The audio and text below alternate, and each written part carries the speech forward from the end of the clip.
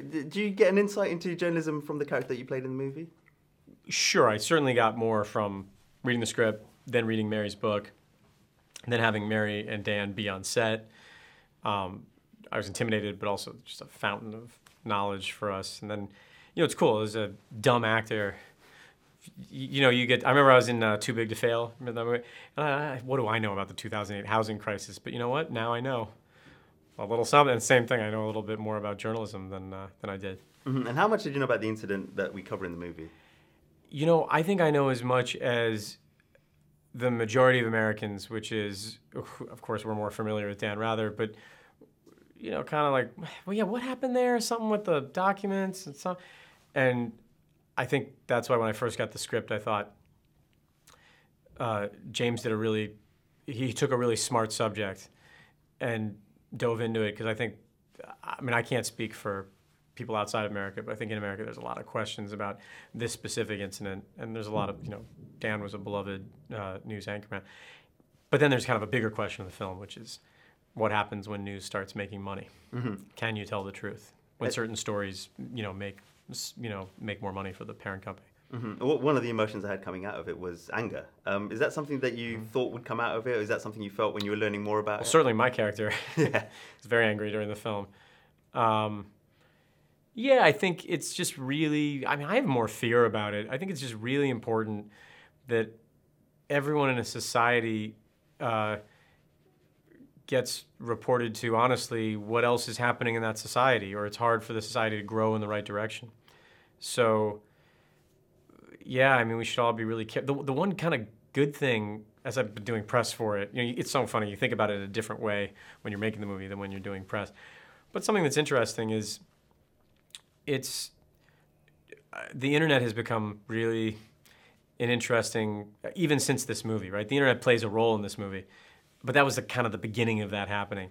And now 10 years later, I would say every major news story I get, by the time it's the 6 o'clock news, I've already heard or read articles on it, or, so it's maybe there is a new kind of man on the street truth happening with the internet. Mm-hmm. You mentioned the internet side of it, and we see some blogs viciously going after Mary. No. Have you ever been a victim of that yourself? No one's ever written anything negative about me on the internet. I'm lucky. You're very lucky, yeah. In terms of Robert as well in this movie, and Cate Blanchett playing Mary, what was it like having them on set? Where do I start?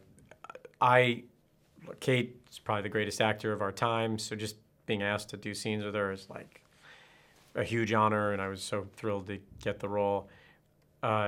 With Bob, who asked me to call him Bob, which is like winning an award in itself or something. He, I think in a 10th grade or something, our history teacher, we were studying Watergate, and he said, check out, this is All the President's Men. And I loved, those great blockbuster films of the 80s I was raised on. But then to watch All the President's Men, I really fell in love with cinema, and then I started looking at a lot more kind of 70s films, and 3 Days of the Condor and The Parallax View, and everything that was so great about filmmaking in that decade. And I really, I don't know how to prove this to anyone, but I would, if you asked me what is my favorite film of all time before I got this movie, I would have said All the President's Men. It's just such a perfect film. So to then be doing a kind of journalistic thriller with him, it was so beyond my wildest dreams. So I really just tried to savor the flavor every day with him. And, those scenes where I'm telling him how much I appreciate him, it's not a lot of acting, Mm-hmm. The film somewhat feels like a throwback to some of those films. Mm-hmm. Why do you think we don't make many films like that anymore?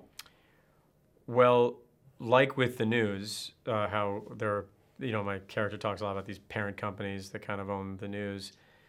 There are now these kind of huge conglomerates that own movie studios, and there's no real problem with that. There are a lot of fun popcorn movies being made, but in the 70s, these studios were their own.